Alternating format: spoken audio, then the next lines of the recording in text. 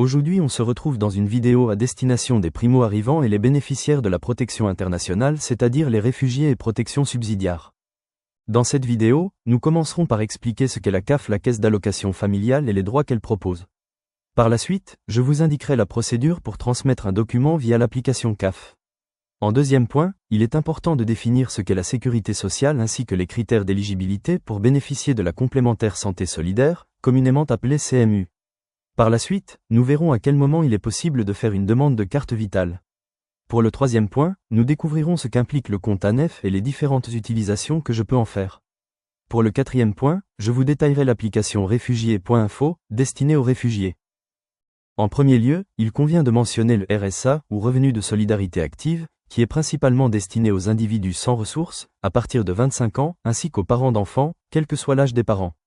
Par la suite, nous abordons la prime d'activité, qui s'adresse aux travailleurs, qu'ils soient en contrat à durée déterminée, CDD, à durée indéterminée, CDI, en intérim ou en période de formation.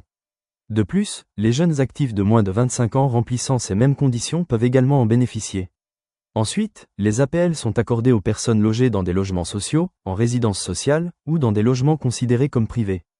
Finalement, les prestations liées à la famille se réfèrent à des allocations destinées aux personnes ayant des enfants. Sachez qu'il est toujours préférable d'envoyer les documents réclamés par la CAF via l'application CAF, parce que le délai de traitement est beaucoup plus rapide, évitez l'envoi papier car le délai de traitement est de 6 semaines minimum. Pour transmettre un document via la CAF, vous devez aller dans Mes démarches en bas à rouge. Ensuite vous allez sur l'onglet à gauche Transmettre. Vous sélectionnez le type de document que vous voulez envoyer et s'il n'y est pas, vous allez dans Autres documents. Ensuite vous validez et notez le nom du document. Par la suite l'appareil photo se déclenche automatiquement. Vous prenez la photo du document et vous cliquez sur Envoyer. C'est très simple.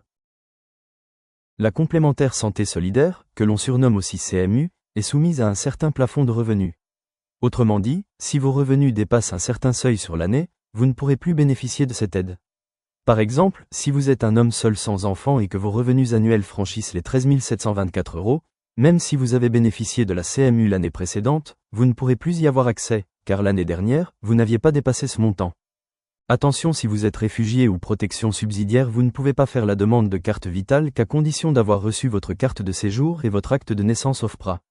Ces éléments sont essentiels à la création de votre carte vitale. Tout le monde connaît l'ANEF, c'est l'administration numérique pour les étrangers en France. Elle vous permet de renouveler votre récépissé jusqu'à l'obtention de votre carte de séjour de 10 ans.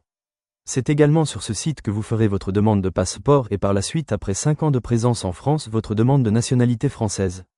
Vous pouvez également contacter l'ANEF pour demander des informations sur des problèmes concernant votre carte de séjour ou votre récépissé en allant sur Contact en haut à gauche. Il est important de savoir qu'afin de soumettre une demande de passeport, il est essentiel que vous ayez déjà reçu votre carte de séjour. Sinon, votre demande ne sera pas acceptée. Réfugiés.info est une application conçue pour les réfugiés, vous offrant des informations sur vos droits concernant la santé, le social, le logement, et bien d'autres aspects, en fonction de votre âge, de votre niveau de français et de votre lieu de résidence. Il est également possible de choisir la langue de votre pays comme le pachtou ou l'ourdou. Ce n'est pas mal, n'hésitez pas à y faire un tour et à être incollable sur vos droits. À bientôt.